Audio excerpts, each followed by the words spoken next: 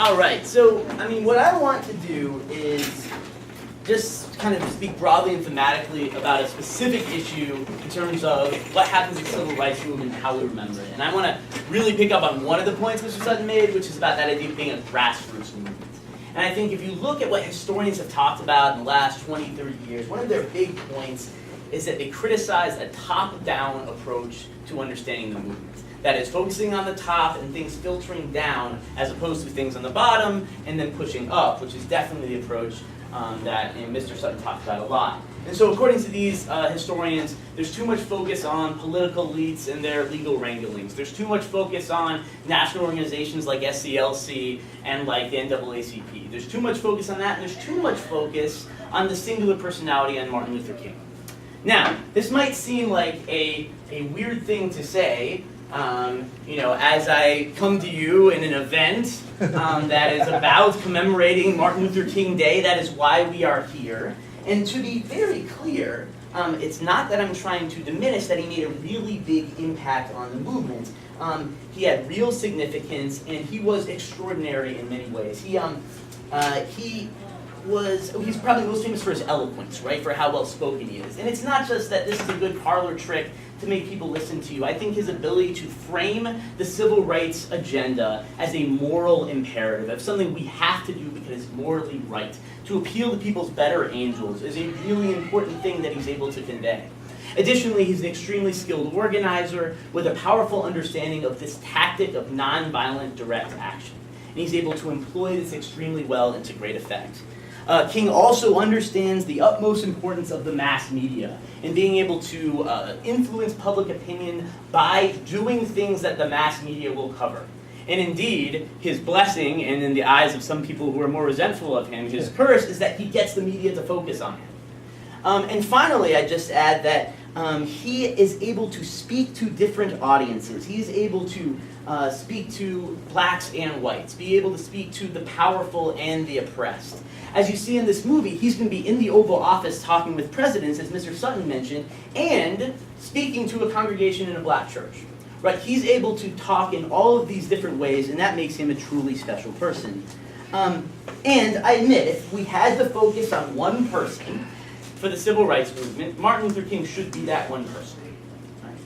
But the issue is, should we focus on one person? This grassroots movement that's built on thousands of people standing up who made it possible for King to become a national hero, right? Perhaps we should focus on the grassroots. And historians who think of it this way often like to quote this quote by Ella Baker, who Mr. Sutton mentioned. And she said, "The movement made Martin rather than Martin making the movement." And that's a lovely poetic inversion. It's a lovely turn of phrase. But what does that mean? Here's what I think she means. Right, we have Martin Luther King. As Mr. Sutton talked about, when did he make his name? He made his name in Montgomery during the bus boycott. Right, and he's the leader, and he's on camera, and he says great things. But the fact is, the Montgomery bus boycott is not a story if you don't have a community of thousands of people who all agree we are not going to ride the buses for a year. Even as you can see, it's raining, right? You have to walk, or you have to arrange carpools. That takes great logistical skill on the part of the movement. That takes diligence, that takes perseverance, and that takes tremendous solidarity. Almost all the black population goes through this boycott. That's why we know who Martin Luther King is. Martin Luther King wouldn't be who he was without the black church.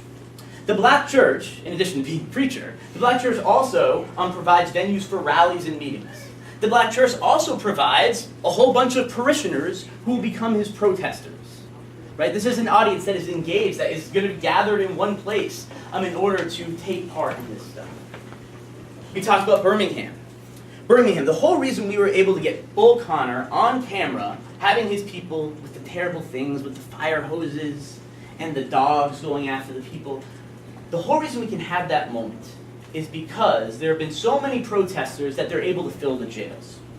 Because that forces that violent confrontation to happen in public, in daylight, not in the darkness somewhere, not in a prison, out here. And the way that's possible is because he's able to get a bunch of school children, and certainly it's not just King, right? It's this movement gets the school children to fill the jails at risk themselves.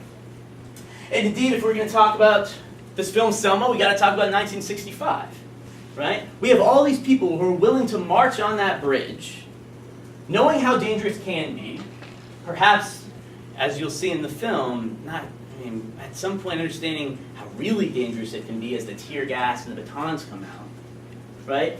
And the danger does not stop at the bridge. No, yeah, postpone. 10 minutes will be fine. The danger does not stop at the bridge, and I think this is a key point. A lot of these people live in this community. And what that means is when they go home from the bridge, they work in this community. And if you're branded a troublemaker, that could be the end of your job. Right? That means you live in this community, and that means the people know where you live, and your family could be threatened. And so there's these people who have to stand up and make very brave choices. Ordinary people in the back of this crowd. And I'll just say one more thing. Martin Luther King's tactics rely on this. His strategy, we're going to use massive protests to force a confrontation that will force the people to negotiate, and then I will negotiate. That's his plan. He can't negotiate without that. And so he needs the masses. And therefore, I'll quote Julian Bond. Julian Bond is a civil rights activist and also former chairman of the NAACP. He wrote, Martin Luther King did not march from Selma to Montgomery by himself. He did not speak to an empty field at the March on Washington, as we show here. There were thousands marching with him and before him, and thousands more who one by one and two by two did the work that preceded that triumphal march. And I think that's really important to understand how important the collective response was for making this work.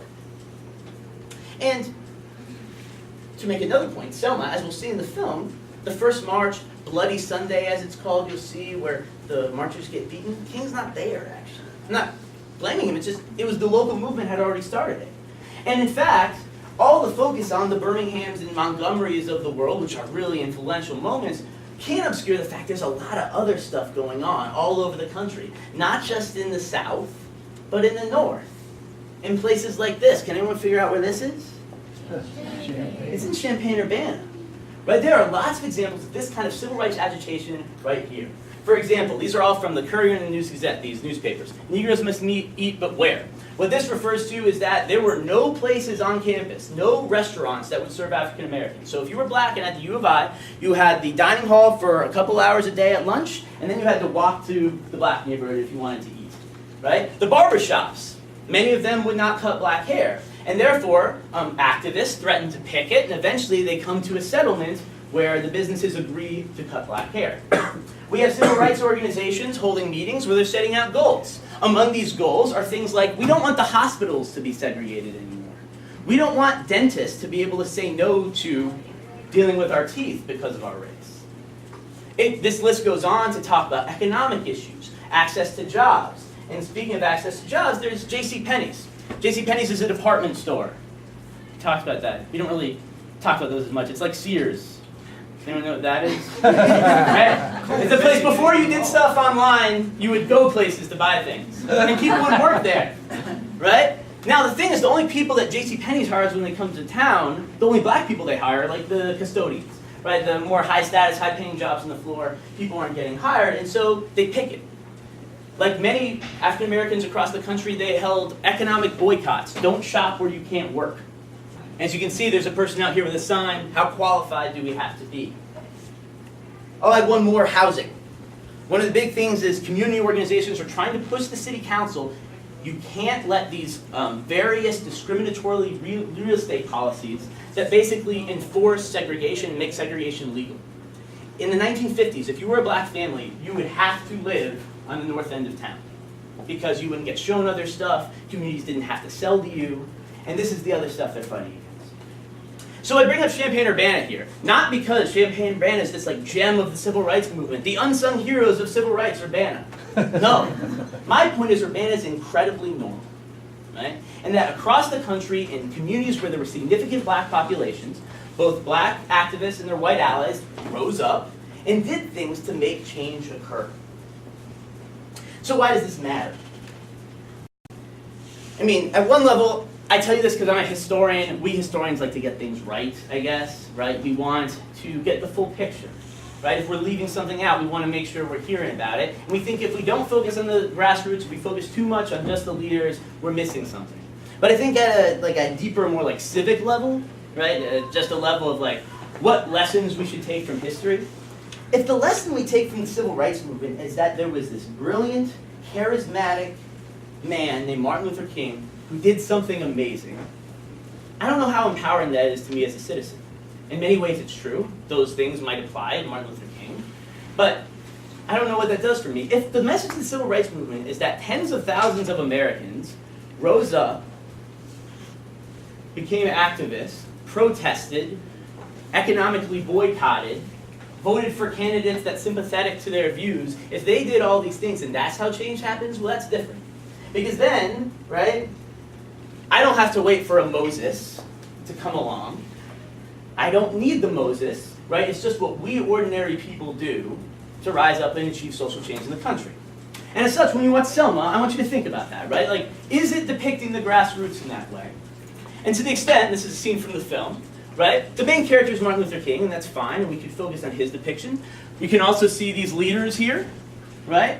These civil rights organization leaders depicted in the film. But we also have all these people, right? And I want you to think about them, right? What might have made them become activists? What risks did they take? And what difference did they make, right? And you can think about that as you watch the film and ultimately as we discuss it later.